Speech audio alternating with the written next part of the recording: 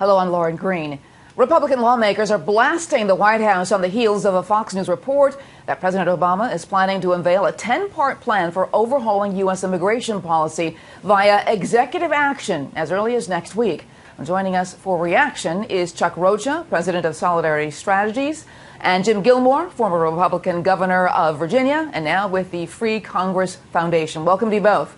Thank you. Governor, let me start with you because it seems as though President Obama is trying to take on the Republicans. Is that what you see in this move? Yeah, I think that it's a little puzzling to me how the president can ignore the vote that occurred last week that put the Republicans in charge and just simply say, I'm just going to do what I want to do. The Republican leadership that is now taking on its new reins has just said, please don't do this. Work with the Congress, and the president just said, no, I just think I'm going to do what I want to do anyway. I think that's a problem. And it's also a redefinition of American government. You know, he said this morning, well, I gave the Congress all this time, 2 years to act.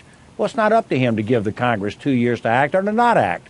If the Congress chooses to not simply adopt his concept of what immigration reform ought to be, then that's the congressional prerogative, not a prerogative of the president to decide to become a super legislature. Chuck, do you agree with that Obama is really just trying to take on the Republicans in this executive action? You know, I think he's trying to make up some losses that we had in the last election that the governor alluded to.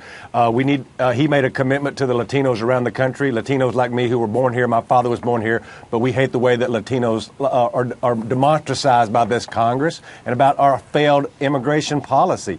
And he's going to stick to his word and try to do something within his power, his law-abiding power, where there's precedence to do this. Mm-hmm. Now, he's not dumb enough to go out and do something that's just going to get thrown out because it's illegal to do, but he needs to go out. If we're ever going to win back the seats that we lost, we have to have Latinos voting at 70% for Democrats. But and this is the way to do it. But why not wait for Congress? Why not work together with Congress? Because this is the president who said he wanted to work with Congress.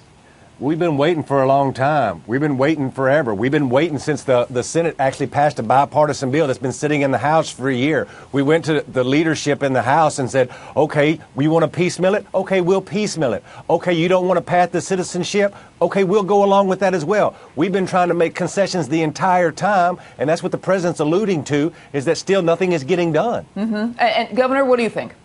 Well, my thought is this. The Republicans have a big challenge. We now have the obligation to lead on the appropriate issues that we think are before the nation. And certainly immigration reform is one of those. But we have a challenge. Number one, I for one, do not want to send any message to the Hispanic and Latino community of this country that they're disliked or not wanted.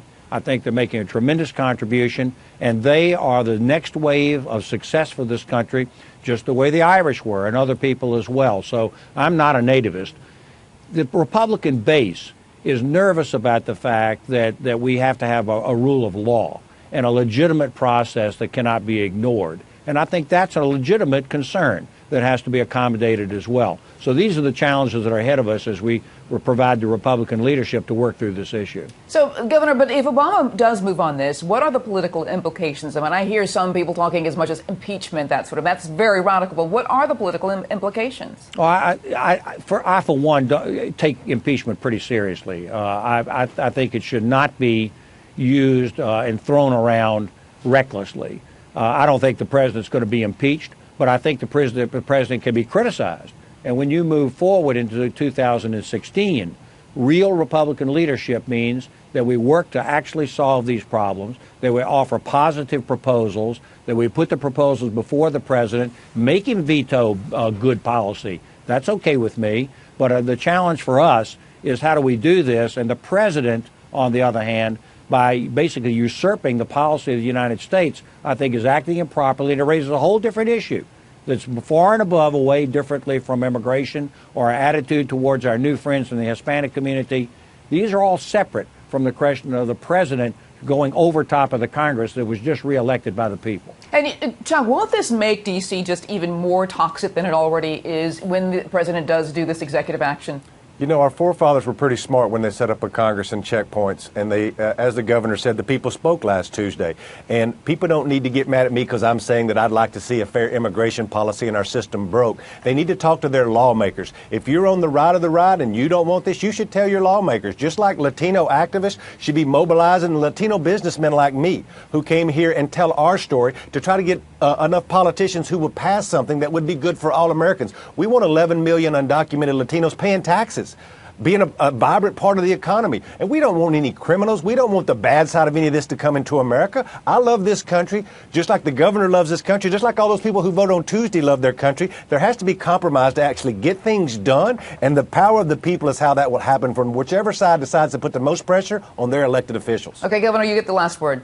Well, my last word is this. You can bet that the Republican Party and the Republican leadership, and particularly me, are interested in having the backing of the Latino community in this country. The values are the same, the political attitudes are the same, but the community also has to understand that there has to be a process in place that, once again, adheres to and reaffirms the rule of law. And that's the challenge that I think that we face as we go forward in this debate. All right, I want to thank you so much, Chuck. And Governor, for more on this developing story, check out the politics page on foxnews.com. I'm Lauren Green, and thanks for watching.